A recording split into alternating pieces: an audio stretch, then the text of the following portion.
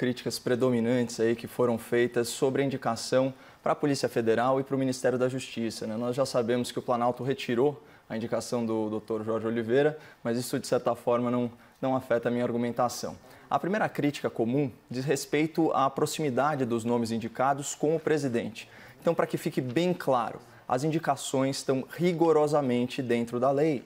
Ambos os indicados, né, preenchem os pré-requisitos formais para ocuparem os respectivos cargos e não tem qualquer impedimento legal nesse sentido. E, claro, ressalvada aí a hipótese de nepotismo, né, então aquela história de empregar parentes, não há problema nenhum em nomear pessoas da sua confiança para posições de confiança. Outra coisa, não é porque uma pessoa é próxima ao presidente que ela cometeria uma ilegalidade a pedido do presidente. Afirmar isso é muito leviano. É estabelecer uma relação causal falsa, além do absurdo de condenar um inocente por antecipação. A segunda crítica trata da qualificação, né, desses indicados, que estaria aí aquém dos antigos titulares das cadeiras. Então, aqui eu queria fazer uma nota pessoal. Eu acho uma pobreza de espírito julgar um homem apenas pelo seu currículo. Eu conheci muita gente limitada quando eu estudei na Universidade de São Paulo e muita gente brilhante pela vida que não tinha nem ensino superior. Fora que diploma não atesta caráter, todo mundo sabe disso. A trajetória acadêmica, a trajetória profissional de uma pessoa dá apenas um indício do seu potencial. Não é uma sentença definitiva do seu êxito e muito menos do seu fracasso. Por isso, da minha parte, os futuros indicados, eles podem contar não apenas com o benefício da dúvida, mas também com os meus votos de sucesso, né, para que eles continuem o bom trabalho, é preciso falar isso, dos seus antecessores. E nesse espírito eu me recuso a ser crítico de erro futuro. Eu não vou ser preconceituoso no meu juízo sobre as pessoas, né, que até o que tudo indica tem reputação ilibada, até que se prove o contrário. Eu não os conheço e eu quero aguardar os resultados do trabalho deles antes de tecer aí as críticas mais duras, né? Esse é aquele tal otimismo vigilante que eu sempre falo aqui. Você torce pelo melhor, mas critica se vier o pior, com racionalidade, sem pré-julgamento, esse tipo de coisa. Bom, continuando, a terceira crítica estabelece comparações muito descabidas. Eu vou ficar só em um exemplo. Eu ouvi que as indicações do presidente Bolsonaro equivalem à indicação do advogado do PT, o Dr. Dias Toffoli, ao STF pelo Lula. Essa comparação não procede. Primeiro, porque é muito plausível alegar que o Dias Toffoli, à época, não possuía o tal notável saber jurídico, né, um dos pré-requisitos para integrar a corte. Para vocês terem uma ideia, ele foi reprovado 2 vezes no concurso para juiz. E o Senado só aprovou a sua indicação porque se alimentava do capim fornecido pelo governo Lula, né? E a grande diferença nesse caso é que ministros do STF são indemissíveis, podem permanecer lá na corte até os seus 75 anos, né, depois da PEC da Bengala.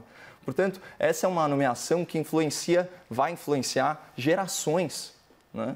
Porque a não ser que ele renuncie ou que ele venha a falecer, talvez intoxicado por lagosta e vinho premiado, né, naqueles banquetes pagos com o nosso dinheiro, o Dias Toffoli vai ficar décadas no poder. Então, para fechar, ainda dá tempo aí de rebater uma quarta crítica, talvez a mais importante, essa relativa à interferência do presidente da República na PF. Como toda instituição, a Polícia Federal é muito forte, é muito independente. O meu debatedor, né, que é um advogado criminalista, portanto tem função oposta da polícia, já reconheceu que a PF é uma organização de excelência e que interferir nas investigações é virtualmente impossível. Prova disso é esse movimento dos delegados por mais autonomia financeira e estabilidade de mandato para o diretor-geral. Ou seja, na prática, a tendência é que a corporação se blinde cada vez mais contra eventuais excessos do Poder Executivo. E é muito importante ressaltar isso. Esses excessos ainda não foram comprovados juridicamente. Suas primeiras considerações, Augusto? Bom, boa noite a todas e todos. Inicialmente eu vou, antes de contestar algumas discordâncias da fala inicial do Caio, trazer um panorama geral do que eu entendo. Até porque, numa conversa recente que nós tivemos aqui, num debate recente que nós tivemos, eu realcei a importância da autonomia da Polícia Federal e a importância da autonomia de toda e qualquer polícia. Só que essa autonomia é completamente diferente da autonomia que se propõe com as PECs que estão em andamento. São 2 coisas completamente distintas e eu preciso fazer essa explicação. A autonomia que eu me referi no último debate e a que eu defendo de forma bastante pontual e bastante importante é a autonomia das polícias e da Polícia Federal para investigar. A Polícia Federal ela não pode ter suas investigações influenciadas, controladas obstruídas ou até incentivadas por interesses políticos pessoais de quem quer que seja. A polícia serve à justiça. A Polícia Federal não serve a governos, não serve a partidos, a presidentes ou nem a ministros da Justiça. É essa autonomia que eu me referi e é essa autonomia que eu defendo fortemente. Outra coisa completamente diferente disso é a autonomia administrativa e institucional que algumas associações de classe da Polícia Federal pretendem ter. Esta sim me preocupa bastante. A Polícia Federal é uma instituição subordinada ao Poder Executivo. É absolutamente necessário e importante que essa instituição, assim como outras, mas esta principalmente, tenha controles bastante rígidos, freios para delimitar o seu enorme poder, uma transparência enorme, para que todos nós, cidadãos e o Poder Executivo, possamos controlar não a vontade de investigar, não o rumo das investigações, mas como trabalha uma instituição armada, que é a Polícia Federal. E é essa a diferença entre esta autonomia que se pretende agora da Polícia Federal e a autonomia de outros órgãos. Vamos lembrar, a Polícia Federal, assim como outras polícias, é uma força armada. Um grau de independência maior do que ele já tem não é visto em nenhuma democracia desenvolvida do mundo. É por um imperativo democrático, a Polícia Federal ela deve se submeter a esses controles rigorosos, inclusive para proteger direitos e garantias fundamentais e a nós, cidadãos. A autonomia ela nunca pode ser um passe livre para, de alguma forma, não ser transparente. Utiliza-se, e aí eu chamaria de certa forma, oportunistas, o momento delicado em que há uma acusação grave contra o presidente da República, acusação essa feita pelo seu ex-ministro da Justiça, de que o presidente estaria tentando interferir em investigações. O ex-ministro Sérgio Moro chegou a especificar que investigações seriam essas. Então, utilizando este momento delicado e essa grave crise institucional e política que a gente tem, aparecem essas propostas de autonomia da Polícia Federal que, num primeiro momento, parecem só tentar trazer e tentar discutir questões importantes, da necessária autonomia para investigar que a polícia tem, da necessária autonomia que a polícia deve ter para gerenciar seus órgãos internos, nomear seus cargos. Essa ninguém está aqui discutindo. O problema vai além, é quando essa autonomia ultrapassa os limites que uma polícia precisa de autonomia, como, por exemplo, a limitação orçamentária. Vamos pensar uma coisa, a Polícia Federal, ela segue, ao fim e ao cabo, determinações, por exemplo, de políticas de segurança pública do Poder Executivo. Vamos imaginar o seguinte, o presidente da República entende, com o seu ministro da Justiça, que este é o momento das seguintes campanhas, da seguinte foco da Polícia Federal: combate à pedofilia, combate ao desmatamento e combate ao tráfico de armas. Não pode um diretor-geral da polícia essa sim subordinada ao executivo, resolver mudar completamente. Não, com a minha autonomia eu vou determinar que então a nossa diretriz orçamentária e o nosso foco de investigação esse ano será tráfico de drogas, tráfico de animais silvestres e velocidade nas rodovias federais. Não pode, essa autonomia, este controle que é necessário sim, e quem controla isso, por nós termos um poder executivo instituído, eleito no nosso país, é o presidente da República e o ministro da Justiça. Caio? Bom, pelo que eu entendi da fala do Dr. Augusto, ele argumentou que a crise está servindo como pretexto, né, para a criação de uma instituição policial sem controles. Né? Seria mais ou menos isso? Mais ou menos isso. Eu acho muito interessante, né, porque a gente vem discutindo aqui, né, doutor, ao longo das últimas semanas, como a crise aflora oportunismos, né? E a gente tem que tomar muito cuidado nisso, porque, de certa forma, eu confesso que não havia ponderado ainda, enfim, esse lado do tema que você trouxe, e é muito bom para o debate público a gente ter justamente essas visões diferentes, porque se tem uma coisa que é um denominador comum entre nós, a gente não gosta de avanços, né, na liberdade individual. Por outro lado, também, eu estava lendo aqui a carta, né, da Associação Nacional dos Delegados da Polícia Federal, que é esse documento que criou esse fato político, midiático, que nós estamos repercutindo aqui nesse exato momento, e eles colocam, até de uma certa forma provocativa, né, como desafio ao próximo diretor da Polícia Federal, que é o que tudo consta, será aí o senhor Ramagem, ele fala o seguinte: olha, é um grande desafio ao próximo diretor demonstrar que não foi nomeado para cumprir missão política dentro do órgão.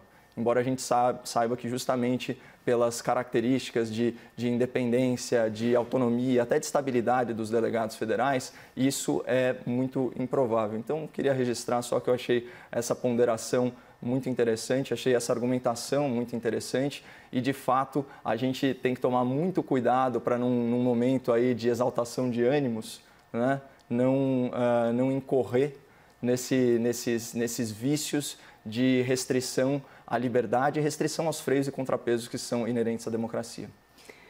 Eu vou relembrar um fato. Quando houve, e aqui nós não estávamos ainda nessa polêmica da saída do ministro da Justiça e do delegado-geral, mas no passado, quando houve a proposta, a PEC, para criar essa autonomia da Polícia Federal, uma manifestação que eu recomendo a leitura da ex-procuradora-geral Raquel Dodge, em que ela deixa bem claro essa possibilidade de tentar se dar uma autonomia ilimitada a um órgão armado do Estado e o perigo para a democracia que é isso.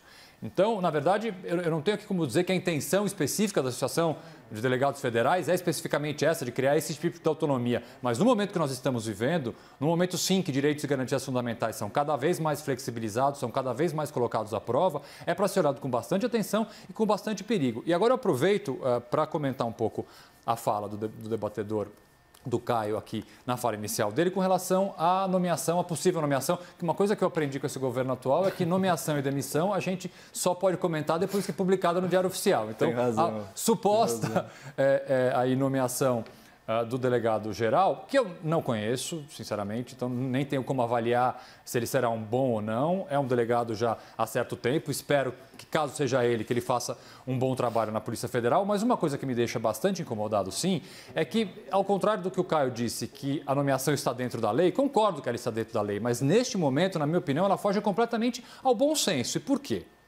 Numa situação de temperatura e pressão normal, eu não veria problema a nomeação de um delegado geral da Polícia Federal que tem proximidade com a família do presidente. Eu concordo que pode ser uma questão de proximidade realmente de confiança. Eu acho natural um membro do Poder Judiciário, um membro do Poder Executivo, melhor, nomeie pessoas próximas a você, que você já conhece, que tem algum tipo de confiança. Até aí, em tese, isso não seria um problema. No Doutor, caso concreto... Só fazendo um parênteses, é que, no caso, esse profissional, esse delegado, ele acompanhou o presidente da República num momento pessoal dramático, né? Exato, foi chefe de segurança. Até aí eu até entendo, olha, eu quero ter uma pessoa que eu confie. Se fosse só isso, eu não veria grandes problemas nessa nomeação específica para esse cargo. Mas é que nós estamos diante de investigações em curso que envolvem direta e indiretamente o presidente e seus familiares. Então, agora não é o momento, por isso que eu acho que fere extremamente ao bom senso, à transparência, você, no meio de uma acusação de que houve interferências dentro da Polícia Federal para tentar tirar o ex-diretor-geral da Polícia, você nomear e indicar justamente uma pessoa que tem uma proximidade muito grande. O presidente Bolsonaro hoje falou que esse delegado ficou meses indo na casa dele, foi padrinho de casamento de um dos filhos. Então, mesmo que não tenha nenhum óbice legal específico nessa nomeação, eu acho que fere muito ao bom senso nomear esse profissional, que pode ser um excelente delegado, não tenho aqui absolutamente nada para falar dele, mas acho que fere ao bom senso e, neste momento especificamente de crise política e institucional, nomear uma pessoa que tenha tanta proximidade com o governo federal. Aqui a gente não vai ter muita divergência, né, doutor? Porque ferir o bom senso, infelizmente, não é ferir a lei, né? E a gente tem que tomar muito cuidado também para não incorrer em casuísmo. A lei vale em alguns casos, né, nas condições normais de temperatura e pressão, e não vale em outros. É muito perigoso, principalmente sobre quem vai fazer esse juízo. E quem vai acabar fazendo esse juízo, você sabe muito bem, é justamente o Supremo Tribunal Federal, né, que tem muitas dificuldades com seus próprios casos de suspeição. É só ver aquele famoso estudo, né, da Fundação Getúlio Vargas mostrando como que os doutos magistrados tendem a julgar casos em que são acusados de suspeição, né? E é impressionante a advocacia em causa própria que eles fazem, não é verdade? A gente tem inclusive julgamentos que envolvem parentes, pelo menos parentes no sentido de afinidade, né, e amigos, né, dos ministros do Supremo Tribunal Federal, em situações que eles não se declaram suspeitos. Eu queria, na verdade, abusar da sua expertise, doutor, e fazer uma pergunta, se você me permite, porque, como eu achei muito interessante a explanação sobre as questões de abuso oportunista, eventual abuso oportunista, desse momento de crise, eu queria saber como que você analisa, do ponto de vista técnico, a questão do mandato, porque de todas as propostas elencadas na carta, essa me parece razoável, até porque, né, se a gente pensar, a gente tem outros, vamos dizer assim, outros cargos de livre nomeação da presidência da República, ou que seguem lista e tal, mas que no final das contas é a caneta do presidente, como é o caso da PGR, né, que funcionam dessa forma. Eu queria saber a sua opinião técnica sobre isso. Foi um tema que eu li, reli, e, vou ser bem sincero, eu não consegui firmar uma opinião, porque, vamos lá, a primeira proposta dessa carta é que a nomeação do delegado geral seja feita da seguinte forma: uma eleição direta de delegados da classe especial, e tem lá uma categoria de delegados que poderiam votar, surgiriam 3 nomes, esses 3 nomes seriam indicados pelo presidente, o presidente escolheria um e esse nome então seria sabatinado.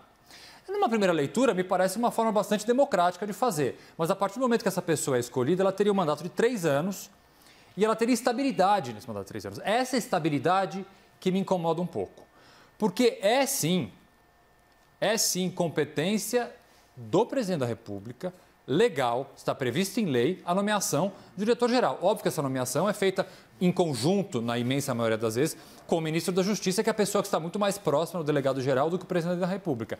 Mas essa possível impossibilidade de retirada de um delegado-geral que teria que cumprir esse mandato de 3 anos de forma estável, este ponto especificamente me preocupa. Mas esse formato de nomeação, uma lista tríplice com o presidente podendo escolher, eu não tenho objeções, sinceramente, neste momento que eu consiga saltar os olhos e dizer que eu não concordaria com isso. Podemos ir para o segundo tema, debatedores? Já matei minha curiosidade.